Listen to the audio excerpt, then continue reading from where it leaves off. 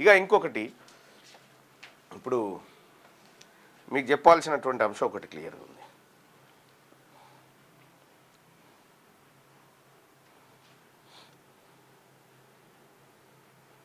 ఈ బీసీ రిజర్వేషన్లకు సంబంధించి ఒకసారి ఇది ఓపెన్ చేయి వాట్సాప్.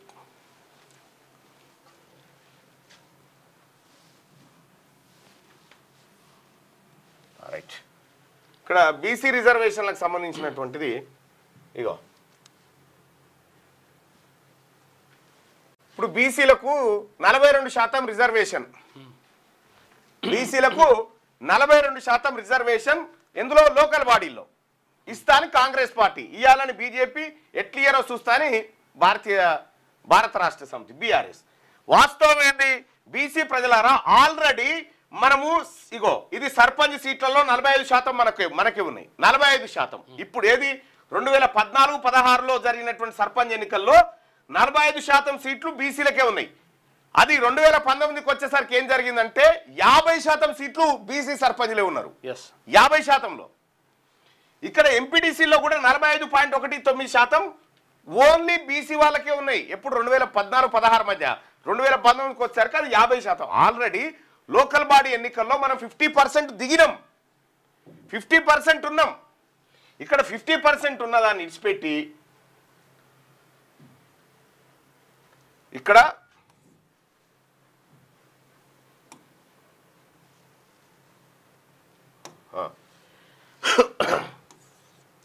ఇగో ఆల్రెడీ మనం బీసీలో 50% తీసుకుంటా ఉన్నాం. లోకల్ బాడీ ఎన్నికల్లో మనకి ఏ ఇబ్బంది లేదు, మీరు గమనించాలా.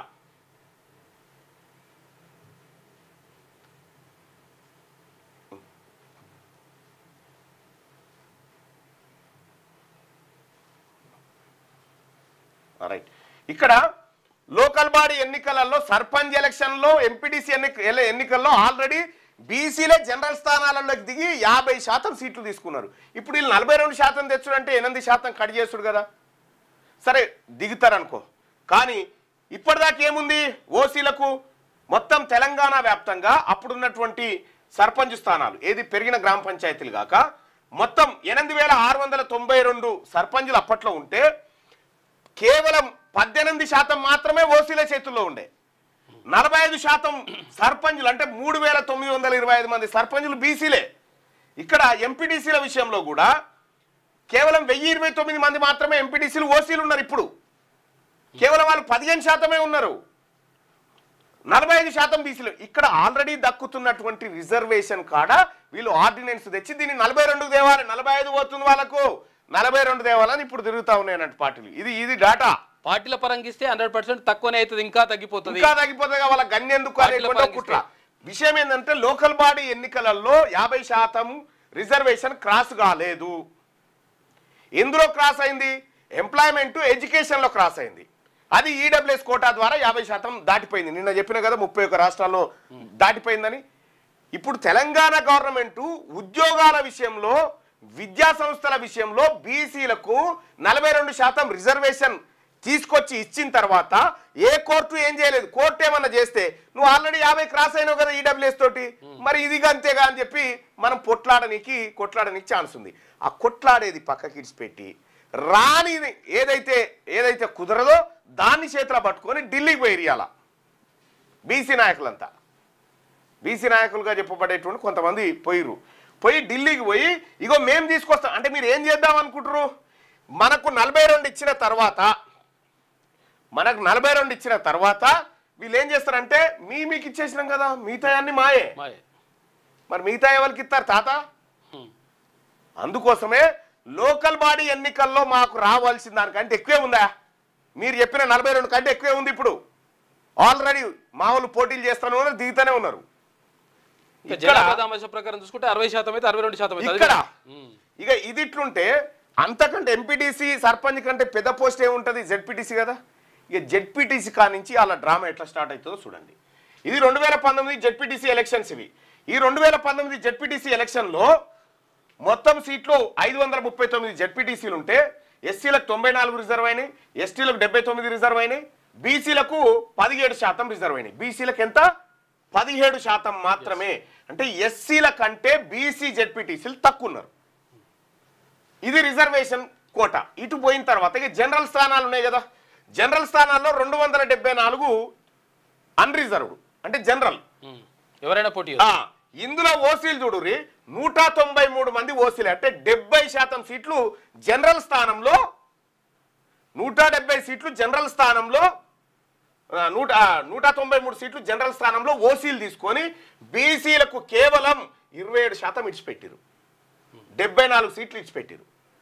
ఇందులో ఎస్సీలు 1, ఎస్టీలు 6.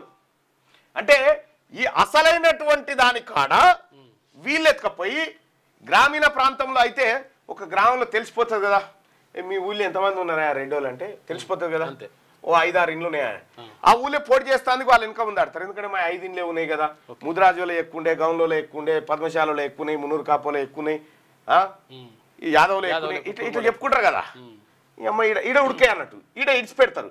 ఇడిచిపెట్టి ఇక మండలం అంటే కన్ఫ్యూజన్ కదా, మండలం అంటే 20 ఊర్లు ఉంటాయి, ఏ వాళ్ళదే ఉన్నట్టుందిరా మెజార్టీ అనేటువంటి భ్రమ కల్పించి ఈడ దిగుతారు అన్నట్టు.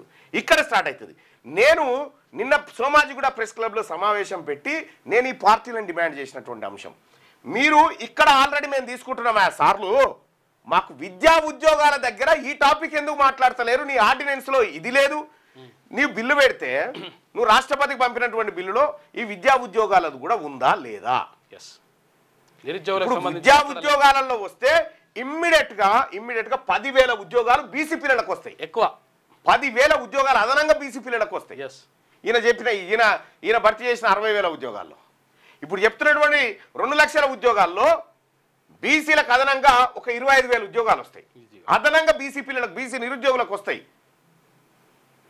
ఆ పని చేయాల్సిన పని చేయకుండా ఇప్పుడు మరి ఎట్లా మళ్ళీ దీనికి సొల్యూషన్ ఏంటంటే, ఇక్కడ మీరు 3 పార్టీలు అందరూ ఒప్పుకున్నారు కదా, అందరూ ఒప్పుకున్నారు కదా, మీరు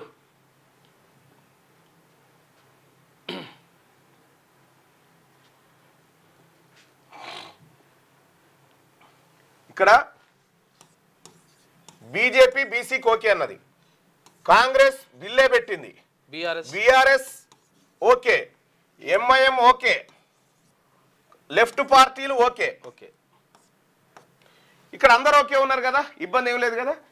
ఒకటి హైకోర్టు రిటైర్డ్ జడ్జి తోటి ఒక కమిటీ వేసి, రాష్ట్ర ప్రభుత్వం ఒక కమిటీ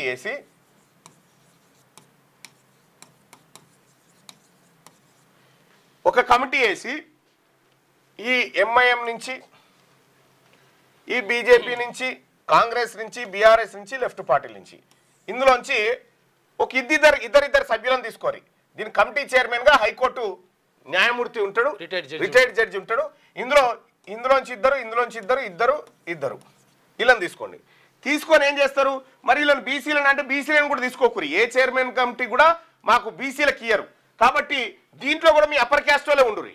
అప్పర్ క్యాస్ట్లోనే ఉండి ఏం చేస్తారంటే, ఇప్పుడు తెలంగాణ రాష్ట్రంలో మొన్న చేసినటువంటి సమగ్ర కుటుంబ సర్వే లెక్కల ప్రకారం ఓసీల జనాభా ఎంత అని తేల్చిరు మీరు, 15% ఉన్నామని తేల్చారు.